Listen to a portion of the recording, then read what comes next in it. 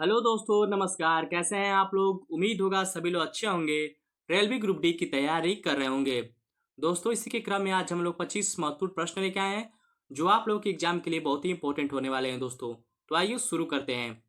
पहला प्रश्न क्या है दोस्तों? निम्नलिखित में से कौन भारत का जुड़वा शहर नहीं है? दोस्तों ध्यान रखेंगे, जुड़वा शहर नहीं है पूछा है, आप लोगों को ध्यान रखना है। ऑप्शन ए अहमदाबाद और गांधीनगर, ऑप्शन बी हुबली और धारवाड़, ऑप्शन सी हो जाएगा त्रिशूर और तिरुवल्ला, और ऑप्शन डी हो जाएगा कटक और भुवनेश्वर।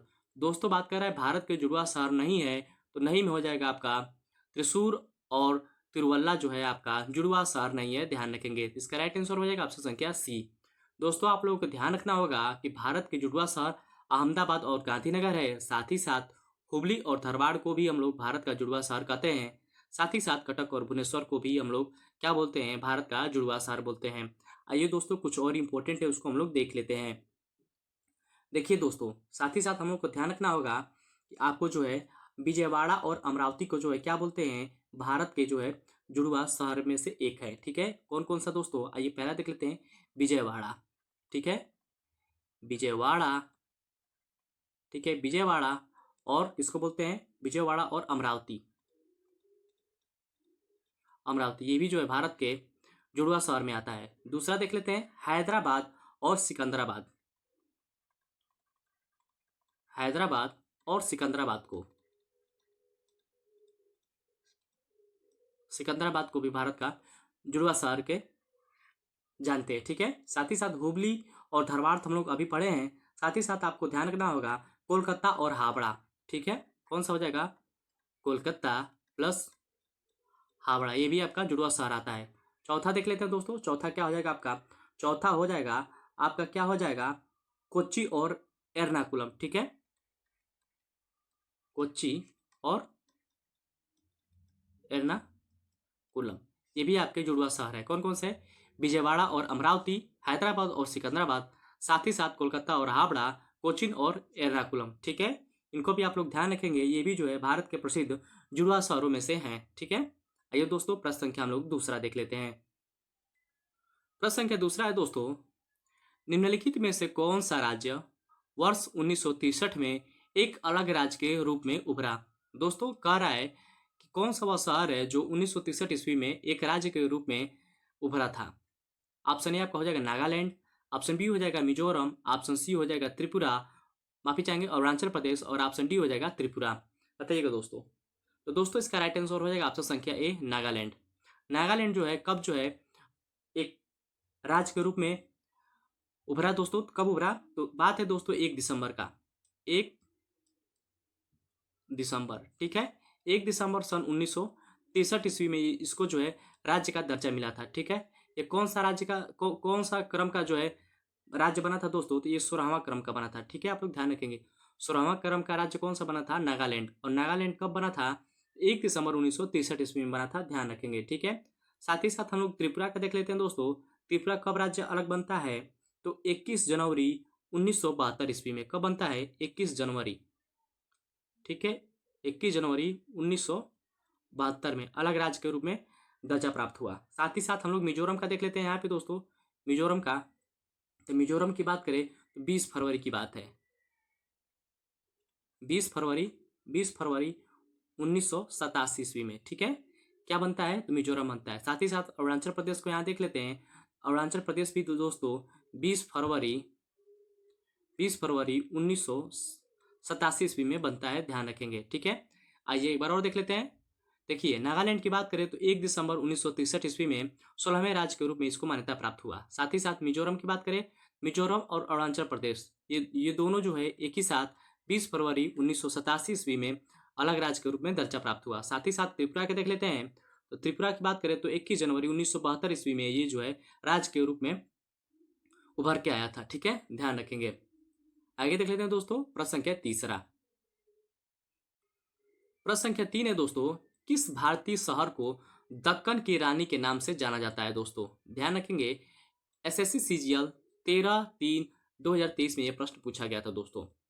बताइएगा भारत के कौन सा शहर है जिसे दक्कन की रानी के नाम से भी जाना जाता है? अहमदाबाद को कहते हैं, पुणे को कहते हैं, अमृतसर को कहते हैं कि पुडुचेरी को कहते हैं? तो दोस्तों इसका राइट आंसर हो जाएगा ऑप्शन संख्या बी पुणे। पुणे को क्या बोलते हैं दोस्तों? तो ये दक्कन की रानी के नाम से जाना जाता है। क्या नाम जाता है? दक्कन की रानी कहते हैं। ठीक है, ध्यान रखेंगे। दक्कन की रानी किसे कहते हैं? पुणे को कहते हैं, ध्यान रखेंगे। आइए दोस्तों देख लेते हैं कुछ उपनाम है शहरों के, उसको हम लोग देख लेते हैं। देखिए, दक्कन की रानी पुणे को कहते हैं। ठीक है, साथ ही साथ भारत का मैनचेस्टर किसे कहते हैं? भारत का मैनचेस्टर, मैनचेस्टर किसे कहते हैं दोस्तों? तो आपका हो जाएगा अहमदाबाद, अहमदाबाद। ठीक है, साथ ही साथ एक और ध्यान रखेंगे, क्या कहेंगे हम लोग? मंदिरों का शहर किसे कहते हैं? मंदिरों का शहर बताइएगा दोस्तों, मंदिरों का शहर किसे कहते हैं हम लोग? तो क्या कहेंगे? भुवनेश्वर को कहते हैं। किसे बोलते हैं? भुवनेश्वर को बोलते हैं। ठीक है, ध्यान रखेंगे। आगे देख लेते हैं एक और, क्या बोलते हैं? संगम सिटी किसे बोलते हैं दोस्तों? संगम सिटी, संगम सिटी, संगम सिटी किसे बोलेंगे? तो संगम सिटी जो है आपका, अभी हम लोग क्या था दोस्तों? इलाहाबाद। संगम कहाँ लगा था? तो आपका प्रयागराज जिसे बोलते हैं। ठीक है, ध्यान रखेंगे। साथ ही साथ आपका दक्षिण भारत का मैनचेस्टर किसे कहते हैं? दक्षिण भारत का, ठीक है, दक्षिण भारत का मैनचेस्टर, मैनचेस्टर किसे बोलते हैं? दक्षिण भारत का पूछेगा दोस्तों तो आपका हो जाएगा कोयम्बटूर। ठीक है, ध्यान रखेंगे। दक्षिण भारत का मैनचेस्टर पूछे कोयम्बटूर हो जाएगा। संगम सिटी पूछे तो इलाहाबाद हो जाएगा। मंदिरों का शहर पूछे दोस्तों तो भुवनेश्वर हो जाएगा। और भारत का मैनचेस्टर पूछेगा तो अहमदाबाद हो जाएगा, ध्यान रखेंगे। ठीक है, गार्डन सिटी ऑफ इंडिया किसे कहते हैं? तो बेंगलुरु को कहते हैं, ध्यान रखेंगे। आइए दोस्तों प्रश्न संख्या अगला देख लेते हैं। प्रश्न संख्या 4 देख लेते हैं। विजय स्तंभ किस राज्य में स्थित है दोस्तों? बताइएगा। विजय स्तंभ की बात करें दोस्तों तो ये किस राज्य में स्थित है? ऑप्शन ए राजस्थान में, ऑप्शन बी पंजाब में, ऑप्शन सी उत्तर प्रदेश में, और ऑप्शन डी हो जाएगा आपका गुजरात में। तो दोस्तों बात करते हैं विजय स्तंभ की। तो विजय स्तंभ को हम लोग क्या बोलते हैं? हमको दोस्तों, हम लोग इसे विक्ट्री टावर के नाम से भी जानते हैं। ठीक है, ये कहाँ स्थित है? तो आपका राजस्थान में स्थित है, ध्यान रखेंगे। ठीक है, इसका राइट आंसर हो जाएगा ऑप्शन संख्या ए, राजस्थान में स्थित है। इसके बारे में देख लेते हैं, ये राजस्थान के कहाँ स्थित है? तो राजस्थान के चित्तौड़ में स्थित है। ठीक है, चित्तौड़गढ़ में स्थित है, ध्यान रखेंगे, चित्तौड़गढ़ में स्थित है। ठीक है, इसका निर्माण किसके द्वारा कराया गया था? तो निर्माण की बात करें तो निर्माण किसके द्वारा कराया गया था? तो महाराणा कुंभा के द्वारा, महाराणा कुंभा के द्वारा निर्माण कराया गया था, ध्यान रखेंगे। ठीक है, और जो है कब कराया गया था? तो 1440 ईस्वी से लेके 1448 ईस्वी तक इसका निर्माण जो है करवाया गया था, ध्यान रखेंगे। इसमें जो है 9 मंजिला जो है, 9 मंजिल का है। ठीक है, 9 मंजिल का है। ठीक है, जिसकी ऊंचाई दोस्तों 120 फीट है। ठीक है, 120 फीट है। ये किस भगवान को समर्पित है? विष्णु भगवान को, ध्यान रखेंगे दोस्तों, विष्णु भगवान को समर्पित है, विष्णु भगवान को समर्पित है, ध्यान रखेंगे। ठीक है, वेरी वेरी इंपॉर्टेंट है। विजय स्तंभ की बात करें दोस्तों तो इसे हम लोग विक्ट्री टावर भी कहते हैं। ये राजस्थान के चित्तौड़गढ़ में स्थित है। इसका निर्माण जो है महाराणा कुंभा के द्वारा कराया गया था 1440 से लेकर 1448 ईस्वी में। ये 9 मंजिली इमारत है जिसकी ऊंचाई 120 फीट है।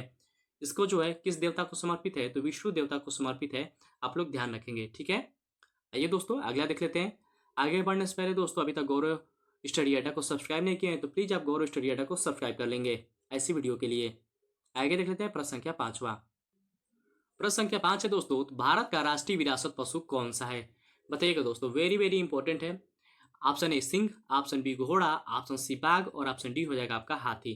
तो दोस्तों भारत का राष्ट्रीय विरासत पशु कौन सा है? इसका राइट आंसर हो जाएगा ऑप्शन संख्या डी, हाथी। हाथी को कब जो है राष्ट्रीय विरासत पशु घोषित किया गया था? बताइएगा दोस्तों, राष्ट्रीय विरासत पशु कब घोषित किया गया था? तो 2010 में इसे जो है राष्ट्रीय विरासत पशु घोषित किया गया था, 2010 में, ध्यान रखेंगे, वेरी वेरी इंपॉर्टेंट है। आइए साथ ही साथ कहते हैं भारत के कुछ जो है क्या बोलते हैं राष्ट्रीय प्रतीक देख लेते हैं। हाथी दिवस कब मनाया जाता है दोस्तों? तो 12 अगस्त को हाथी दिवस मनाया जाता है, आप लोग ध्यान रखेंगे। 12 अगस्त को क्या मनाया जाता है? तो हाथी दिवस मनाया जाता है, ध्यान रखेंगे। हाथी हाथी दिवस मनाया जाता है 12 अगस्त को। साथ ही साथ आइए कुछ देख लेते हैं दोस्तों भारत के राष्ट्रीय प्रतीक। पहली बात करें भारत का राष्ट्रीय पशु तो सबको पता होगा दोस्तों। तो भारत का राष्ट्रीय पशु की बात करें तो जब पशु पूछेगा तो क्या हो जाएगा? बाघ हो जाएगा। ठीक है, बाघ हो जाएगा। और जब आपका पक्षी पूछे पक्षी आपका हो जाएगा मोर हो जाएगा, ठीक है, मोर हो जाएगा। साथ ही साथ आपको पूछे आपका भारत का राष्ट्रीय फूल क्या है, तो भूलेंगे नहीं दोस्तों बिल्कुल, आप क्या कहेंगे, कमल हो जाएगा, ठीक है। साथ ही साथ आपको ध्यान रखना है भारत का राष्ट्रीय फल क्या होगा, तो भारत का राष्ट्रीय फल क्या हो जाएगा, आम होगा, ठीक है। साथ ही साथ आपको ध्यान रखना है कि राष्ट्रीय गान, ठीक है, राष्ट्र ज्ञान क्या होगा, भारत का राष्ट्र गान क्या होता है, तो जन गण मन होता है, ठीक है, जनगण मन होता है, ठीक है। और राष्ट्रगीत पूछे दोस्तों तो क्या हो जाएगा, राष्ट्रगीत जब पूछे, राष्ट्रगीत जब पूछेगा तो आपका हो जाएगा वंदे मातरम, ठीक है, वंदे मातरम हो जाएगा, ठीक है। ये भी आपको ध्यान रखना होगा। जब राष्ट्रीय चिन्ह पूछे, राष्ट्रीय चिन्ह जब पूछेगा, राष्ट्रीय चिन्ह जब पूछे दोस्तों तो क्या हो जाएगा, सत्यमेव जयते, सत्यमेव जयते हो जाएगा, ध्यान रखेंगे, ठीक है। साथ ही साथ राष्ट्रीय जलीय जीव, जब राष्ट्रीय क्या पूछेगा दोस्तों, राष्ट्रीय जलीय जीव की बात करें दोस्तों, राष्ट्रीय जलीय जीव कौन सा है भारत का, तो गंगा डॉल्फिन हो जाएगा, ठीक है, गंगा गंगा डॉल्फिन हो जाएगा, ठीक है। ये भी आप लोग ध्यान रखेंगे। राष्ट्रीय वृक्ष जब पूछे थे दोस्तों, भारत का राष्ट्रीय वृक्ष क्या हो जाएगा, तो आप लोग बताएंगे बरगद हो जाएगा, क्या हो जाएगा, बरगद हो जाएगा, ध्यान रखेंगे दोस्तों, ठीक है। इतने सारे इंपॉर्टेंट है, इसको आप लोग ध्यान रखेंगे। भारत का राष्ट्रीय पशु क्या हो जाएगा, बाघ हो जाएगा। पक्षी की बात करें तो मोर हो जाएगा। फूल की बात करें तो कमल हो जाएगा। राष्ट्रीय फल आम हो जाएगा, ठीक है। राष्ट्रीय गान जनगण मन, राष्ट्रगीत वंदे मातरम, राष्ट्रीय चिन्ह सत्यमेव जयते, राष्ट्रीय जलीय जीव की बात करें तो गंगा डॉल्फिन हो जाएगा, और राष्ट्रीय वृक्ष की बात करें तो बरगद हो जाएगा, ध्यान रखेंगे दोस्तों, ठीक है। आइए देख लेते हैं अगला प्रश्न। अगला प्रश्न है दोस्तों, तक्षशिला विश्वविद्यालय किन दो नदियों के बीच में स्थित है दोस्तों, वेरी वेरी इंपॉर्टेंट है, ध्यान रखेंगे। तक्षशिला विश्वविद्यालय किन दो नदियों के बीच में स्थित है, एसएससी सीजीएल 2017 में यह प्रश्न पूछा गया था, ठीक है। एग्जाम में आने की पूर्णतः संभावना है। ऑप्शन है सिंधु और झेलम, झेलम और रावी, ब्यास और सिंधु, सतलज और सिंधु। बताइएगा दोस्तों आप लोग। तक्षशिला जो विश्वविद्यालय है दोस्तों, ये किन दो नदियों के बीच में स्थित है, इसका राइट आंसर हो जाएगा सिंधु और झेलम नदियों के बीच में स्थित है तक्षशिला विश्वविद्यालय, ध्यान रखेंगे, वेरी वेरी इंपॉर्टेंट है। तक्षशिला विश्वविद्यालय की बात करें तो सिंधु और झेलम नदियों के बीच में स्थित है। वर्तमान में यह कहाँ स्थित है दोस्तों, वर्तमान में यह आपका पाकिस्तान में स्थित है, ठीक है।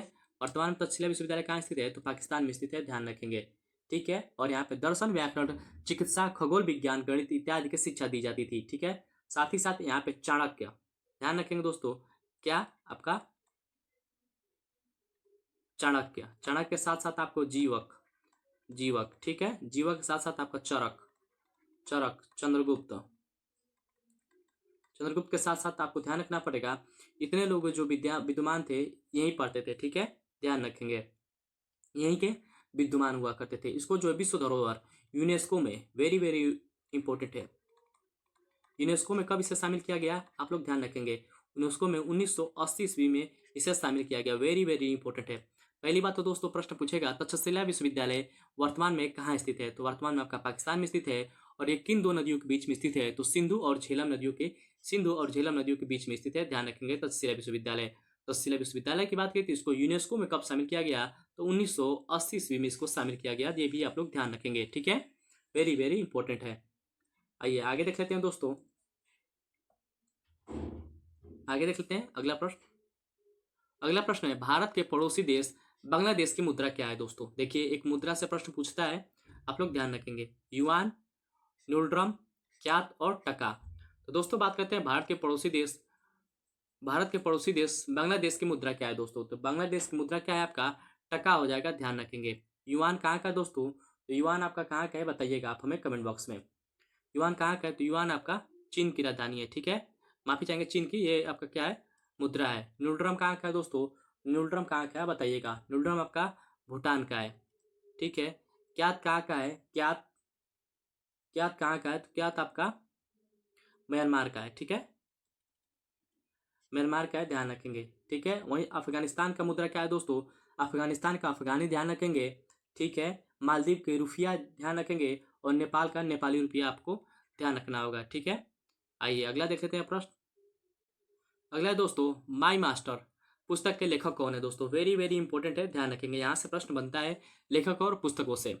माई मास्टर पुस्तक के लेखक कौन है, option A Swami Vivekananda, option B Raja Ram Mohan Roy, option C Aurobindo Ghosh, option D हो जाएगा रविन्द्रनाथ टैगोर। तो दोस्तों बात करते हैं माई मास्टर पुस्तक के लेखक कौन है, तो और कोई नहीं दोस्तों, स्वामी विवेकानंद जी है, ध्यान रखेंगे। इसका राइट आंसर हो जाएगा ऑप्शन संख्या ए, ध्यान रखेंगे।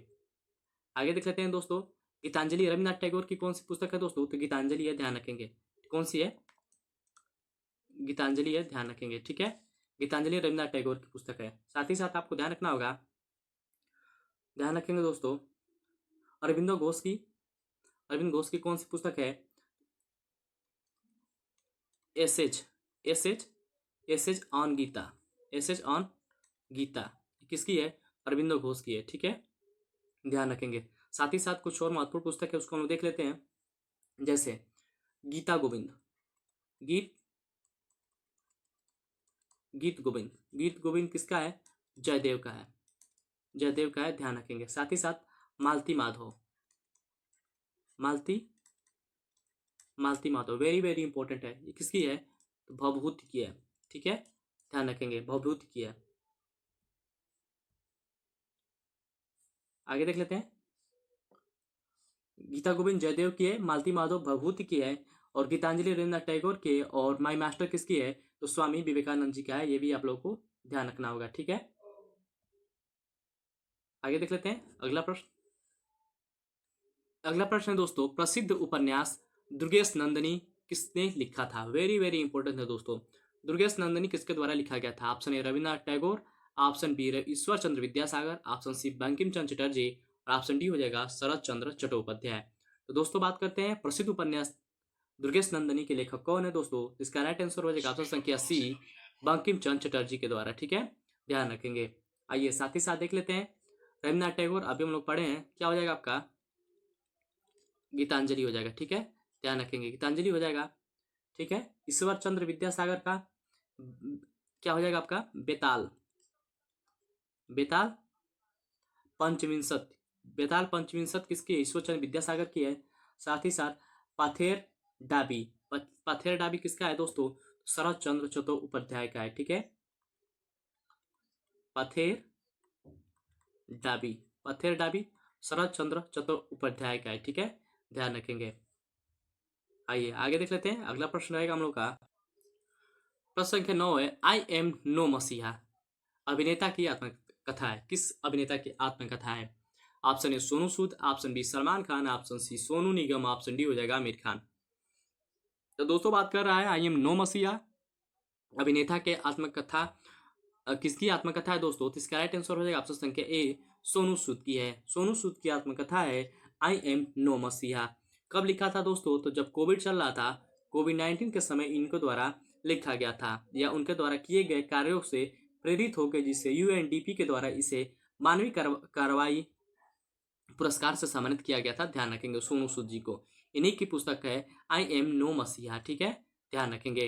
आइए दोस्तों अगला प्रश्न देख लेते हैं, आगे देख लेते हैं दोस्तों, निम्नलिखित में से कौन सा भारतीय रिजर्व बैंक के पहले भारतीय गवर्नर है, दोस्तों बात कर रहा है भारतीय रिजर्व बैंक आरबीआई, आरबीआई की बात करें दोस्तों, आरबीआई के पहले गवर्नर कौन थे, option A C D Deshmukh, option B H B R Iengar, option C P C Bhattacharya, और ऑप्शन डी हो जाएगा एल के झा। तो दोस्तों बात कर रहा है भारतीय रिजर्व बैंक की पहले रिजर्व और कोई नहीं दोस्तों, सी डी देशमुख हुआ करते थे, ठीक है, ध्यान रखेंगे। इसका राइट आंसर हो जाएगा ऑप्शन संख्या ए, सी डी देशमुख। दोस्तों बात करते हैं आरबीआई की स्थापना की बात करें, स्थापना कब होता है, आरबीआई की स्थापना की बात करें दोस्तों, 1 अप्रैल को होता है, ठीक है, 1 अप्रैल कब होता है, 1935 ईस्वी में होता है, ध्यान रखेंगे।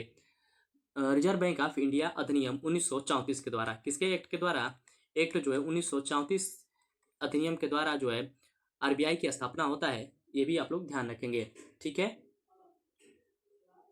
आइए देख लेते हैं अगला प्रश्न दोस्तों, बताइए दोस्तों इसका जो है आरबीआई के वर्तमान में गवर्नर कौन है दोस्तों, वर्तमान में आरबीआई के गवर्नर कौन है, और कोई नहीं दोस्तों, संजय मल्होत्रा जी हैं, ठीक है, संजय मल्होत्रा जी है, ध्यान रखेंगे। कितने नंबर के हैं, तो ये 26वें नंबर के हैं, ध्यान रखेंगे, वेरी वेरी इंपॉर्टेंट रहेंगे। आइए अगला प्रश्न देख लेते हैं, आगे देख लेते हैं, भारत के प्रथम रक्षा मंत्री कौन थे, दोस्तों बात कर रहा है भारत के प्रथम रक्षा मंत्री कौन थे, एसएससी स्टेनोग्राफर में प्रश्न पूछा गया है 12/10/2024 में, ठीक है, ध्यान रखेंगे। भारत के प्रथम रक्षा मंत्री कौन थे, option A Kailash Nath Katju, option B Baldev Singh, option C हो जाएगा वाई बी चाड़ा, ठीक है, और ऑप्शन डी हो जाएगा स्वर्ण सिंह। दोस्तों बताइएगा, भारत के प्रथम रक्षा मंत्री कौन थे? कैलाश नाथ काटजू, बलदेव सिंह, वाई बी चौहान, और आपका हो जाएगा आपका स्वर्ण सिंह। दोस्तों इसका राइट आंसर हो जाएगा ऑप्शन संख्या बी बलदेव सिंह।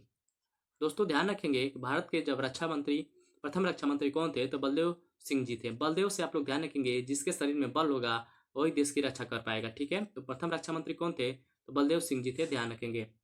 आइए देख लेते हैं जवाहरलाल नेहरू क्या बनाए गए थे। एक सेकंड दोस्तों, दूसरा पेज ले लेते हैं, देखिएगा। जवाहरलाल नेहरू की बात करें, ये क्या थे दोस्तों? ये विदेश मंत्री थे, ठीक है। विदेश मामले में प्रधानमंत्री हुआ करते थे, ये पीएम बने थे, ठीक है, ध्यान रखेंगे। वित्त मंत्री कौन बने थे दोस्तों? तो आर के षटमुखम सेठी जी बने थे, ठीक है, सेठी जी बने थे। सरदार वल्लभ भाई पटेल गृह मंत्री बने थे। गृह मंत्री कौन बने थे? पटेल जी बने थे, ठीक है, पटेल जी, माफी चाहेंगे, कौन बने थे? पटेल जी बने थे, ठीक है, सरदार पटेल जी बने थे। अम्बेडकर जी विधि मंत्रालय या कानून मंत्री कौन बने थे? तो डॉक्टर भीमराव अम्बेडकर जी बने थे, ठीक है। और डॉक्टर राजेंद्र प्रसाद क्या बने थे? डॉक्टर राजेंद्र प्रसाद जी बने थे खाद्य और कृषि मंत्री, ठीक है, कृषि मंत्री बने थे डॉक्टर राजेंद्र प्रसाद, आप लोग ध्यान रखेंगे, ठीक है। आइए अगला प्रश्न देख लेते हैं। प्रश्न संख्या अगला है 13। भारत के मेलोडी क्वीन के नाम से जाना जाता है। किसे दोस्तों हम लोग भारत के मेलोडी क्वीन के नाम से जानते हैं? जरीन ए Sharma, option B Lata Mangeshkar, option C सुभा मृदुल, ऑप्शन डी अनुराधा पौडवाल का। दोस्तों ध्यान रखेंगे, अनुराधा पौडवाल को हाल ही में निधन हो गया था, ठीक है, निधन हो गया था, छठ के दिन ही निधन हो गया था, आप लोग ध्यान रखेंगे इनका। और ये छठ गीत इनका मशहूर है, ठीक है, ध्यान रखेंगे। ये क्या थी दोस्तों? ये लोक गायिका थी। कह रहा है मेलोडी क्वीन की बात करें दोस्तों, किसे किसे जाना जाता है? मेलोडी क्वीन जो है लता मंगेशकर जी को जाना जाता है, ध्यान रखेंगे। इसका राइट आंसर हो जाएगा ऑप्शन संख्या बी लता मंगेशकर जी, ठीक है। लता मंगेशकर जी की बात करें दोस्तों, तो एक इंपॉर्टेंट प्रश्न है दोस्तों कि कब इनको भारत रत्न मिला था, ठीक है, भारत रत्न कब मिला था दोस्तों? लता मंगेशकर जी को 2001 में जो है भारत रत्न मिला है, ध्यान रखेंगे, वेरी वेरी इंपॉर्टेंट है, यही आपसे प्रश्न पूछेगा। आइए अगला देख लेते हैं। अगला है सरिस्का टाइगर रिजर्व कहाँ स्थित है दोस्तों, बताइएगा। सरिस्का टाइगर रिजर्व कहाँ स्थित है? Option A Rajasthan, option B Haryana, option C Gujarat, और ऑप्शन डी कर्नाटक में। तो दोस्तों बात करते हैं सरिस्का टाइगर रिजर्व, तो आपका राइट आंसर हो जाएगा ऑप्शन संख्या ए हरियाणा में स्थित है, ध्यान रखेंगे। हरियाणा में दोस्तों कौन कौन से है नेशनल पार्क है? रणथंभौर नेशनल पार्क, साथ ही साथ मुकुंदरा हिल्स, ये भी आपका जो है नेशनल पार्क, ये भी आपका राजस्थान में है। साथ ही साथ आपको ध्यान रखना होगा रामगढ़ विषधारी नेशनल पार्क, ये भी कहाँ स्थित है? आपका राजस्थान में स्थित है, ध्यान रखेंगे। राजस्थान में Ranthambore national park, Mukundra hills और रामगढ़ विषधारी आपका कहाँ स्थित है? तो राजस्थान में ही स्थित है, ध्यान रखेंगे, ठीक है। आगे देख लेते हैं। अगला है दोस्तों अंतर्राष्ट्रीय ओजोन परत संरक्षण दिवस कब मनाया जाता है दोस्तों, बताइएगा। अंतर्राष्ट्रीय ओजोन परत संरक्षण दिवस कब मनाया जाता है? 13 दिसंबर, 13 सितंबर, 10 सितंबर, 16 सितंबर और 18 सितंबर में। दोस्तों बात करते हैं ओजोन परत संरक्षण दिवस की बात करें तो 16 सितंबर को मनाया जाता है, ध्यान रखेंगे, वेरी वेरी इंपॉर्टेंट है, ठीक है, ध्यान रखेंगे। साथ ही साथ आप लोग को ध्यान रखना होगा 5 सितंबर को क्या मनाया जाता है? तो राष्ट्रीय शिक्षक दिवस, ठीक है, राष्ट्रीय शिक्षक दिवस 5 सितंबर को, ठीक है। 8 सितंबर को बात करें दोस्तों तो अंतर्राष्ट्रीय साक्षरता दिवस, साथ ही साथ 27 सितंबर को बात करें तो विश्व पर्यटन दिवस मनाया जाता है, ध्यान रखेंगे, ठीक है। आइए अगला देख लेते हैं। अगला दोस्तों प्रश्न संख्या 16, विरूपाक्ष मंदिर कहाँ स्थित है? विरूपाक्ष मंदिर कहाँ स्थित है? Option A Surat, option B Sanchi, option C Hampi और ऑप्शन डी हो जाएगा जयपुर। तो दोस्तों बात करते हैं विरूपाक्ष मंदिर, तो आपका हम्पी में स्थित है, ध्यान रखेंगे। तो इसका राइट आंसर हो जाएगा ऑप्शन संख्या सी हम्पी में स्थित है। हम्पी कहाँ स्थित है आपका? तो कर्नाटक में स्थित है। कहाँ स्थित है? कर्नाटक में स्थित है, ध्यान रखेंगे। एक ऐसा मंदिर है दोस्तों होते आपका द्रविड़ शैली का मंदिर है। किस शैली का मंदिर है? तो द्रविड़ शैली का मंदिर है, ठीक है, ध्यान रखेंगे, द्रविड़ शैली का मंदिर है। हम्पी की बात करें तो प्राचीन विजयनगर साम्राज्य की राजधानी था। हम्पी क्या था दोस्तों? विजयनगर साम्राज्य की राजधानी हुआ करता था हम्पी, जो 1336 ईस्वी में हरिहर और बुक्का ने बनाई थी। ये भी आप लोग ध्यान रखेंगे। हम्पी के स्मारकों को जो है कब जो है यूनेस्को धरोहर में शामिल किया गया था, तो 1989 ईस्वी में शामिल किया गया था, ध्यान रखेंगे। आइए अगला देख लेते हैं। अगला प्रश्न इंपॉर्टेंट है दोस्तों। अभी तक गौरव स्टडी अड्डा से नहीं जुड़े हैं तो प्लीज आप गौरव स्टडी अड्डा को सब्सक्राइब कर लेंगे, वीडियो अच्छी लग रही हो तो। आगे देख लेते हैं प्रश्न संख्या 17। हरित क्रांति के जनक इनमें से किसे माना जाता है? Option A doctor Norman Borlaug, option B M S Swaminathan, option C doctor Manmohan Singh और ऑप्शन डी हो जाएगा डॉक्टर हेनरी फोर्ड। तो दोस्तों बात करते हैं हरित क्रांति के जनक किसे माना जाता है दोस्तों? नॉर्मन बोरलान को माना जाता है, ध्यान रखेंगे, वेरी वेरी इंपॉर्टेंट है। विश्व की बात करें दोस्तों, हरित क्रांति का जनक किसे माना जाता है? तो नॉर्मन बोरलान को माना जाता है, ठीक है। और भारत में जब हरित क्रांति की बात आएगा तो एम एस स्वामीनाथन होंगे, ठीक है। भारत में हरित क्रांति की जब बात आएगी तो कौन होंगे? Doctor M S Swaminathan. हाल ही में 2024 में इन्हें क्या दिया गया है? भारत रत्न दिया गया है, ध्यान रखेंगे, ठीक है। भारत का सर्वोच्च सम्मान दिया गया है भारत रत्न। आइए अगला देख लेते हैं। अगला दोस्तों, कौन सी पंचवर्षीय योजना के मुख्य रूप से गरीबी हटाओ पहल पर केंद्रित थी? बताइए दोस्तों, कौन सी पंचवर्षीय योजना थी जिनका जो है मुख्य उद्देश्य था गरीबी हटाओ? पांचवी पंचवर्षीय योजना, छठवीं पंचवर्षीय योजना, चौथी पंचवर्षीय योजना और तीसरी पंचवर्षीय योजना। तो दोस्तों बात करते हैं छठवीं पंचवर्षीय योजना की, तो ये तो नहीं था दोस्तों, ठीक है। कौन सा था दोस्तों? इसका राइट आंसर हो जाएगा आपका पांचवी पंचवर्षीय योजना, ठीक है। गरीबी हटाओ का पहल किसमें शुरू किया गया था? तो पांचवी पंचवर्षीय योजना में शुरू किया गया था, ध्यान रखेंगे। आगे देख लेते हैं। भोजन, काम और उत्पादकता नारे का प्रयोग किस पंचवर्षीय योजना में किया गया था? बताइएगा दोस्तों, किस पंचवर्षीय योजना का मुख्य उद्देश्य था भोजन, काम, उत्पादन के नारे का प्रयोग करना? बताइएगा दोस्तों, सातवीं, छठवीं, पांचवी और चौथी। देगा इसका राइट आंसर हो जाएगा ऑप्शन संख्या ए, सातवीं पंचवर्षीय योजना का मुख्य उद्देश्य था दोस्तों भोजन पर काम करना, उत्पादक पर काम करना, ठीक है। इससे आप लोग ध्यान रखेंगे। साथ ही साथ अगला प्रश्न देख लेते हैं।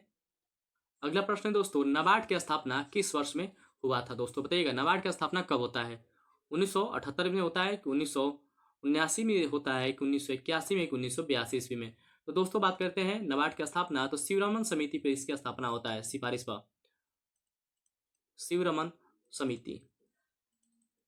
समिति की सिफारिश पर जो है नाबार्ड की स्थापना होता है। नाबार्ड की स्थापना कब होता है? तो 12 जुलाई को होता है, ठीक है, ध्यान रखेंगे। 12 जुलाई की स्थापना होता है। कब होता है? 1982 ईस्वी में, ध्यान रखेंगे। नाबार्ड की स्थापना 12 जुलाई 1982 ईस्वी में होता है। इसका राइट आंसर हो जाएगा ऑप्शन संख्या डी, 12 जुलाई 1982 ईस्वी में। इसका मुख्यालय की बात करें दोस्तों, तो इसका मुख्यालय हेडक्वार्टर कहाँ स्थित है दोस्तों? तो मुंबई में स्थित है, ठीक है, मुंबई में स्थित है, ध्यान रखेंगे, ठीक है। इसका कार्य क्या होता है? इसका कार्य होता है कि कृषि और ग्रामीण विकास को बढ़ावा देना, साथ ही साथ कृषि क्षेत्रों के लिए ऋण उपलब्ध कराना इसका मुख्य उद्देश्य होता है, ध्यान रखेंगे, ठीक है। आगे देख लेते हैं। अगला दोस्तों, भारत के वस्तु एवं सेवा कर जीएसटी का सर्वोच्च दर कितना है? तो दोस्तों बात करते हैं भारत में जीएसटी का सर्वोच्च दर कितना है, या सबसे ज्यादा जीएसटी कितना परसेंट है दोस्तों? 28%, 22%, 12% और 18%। तो दोस्तों इसका राइट आंसर हो जाएगा ऑप्शन संख्या ए, 28% है, ध्यान रखेंगे। जीएसटी की बात करें दोस्तों, तो कब इसकी शुरुआत होती है? तो 1 जुलाई, ठीक है, 1 जुलाई 2000 कब शुरुआत होता है? 2017 में जीएसटी लागू किया जाता है, ध्यान रखेंगे, ठीक है। इसमें 4 टैक्स है दोस्तों। एक तो है दोस्तों आपका 5%, दूसरा है आपका 12%, तीसरा है आपका 18% और सबसे ज़्यादा किस पर है? 28% है, ध्यान रखेंगे, ठीक है। दोस्तों वीडियो अच्छी लगी हो तो प्लीज़ गौरव स्टडी अड्डा को सब्सक्राइब कर लीजिएगा। बहुत बहुत धन्यवाद।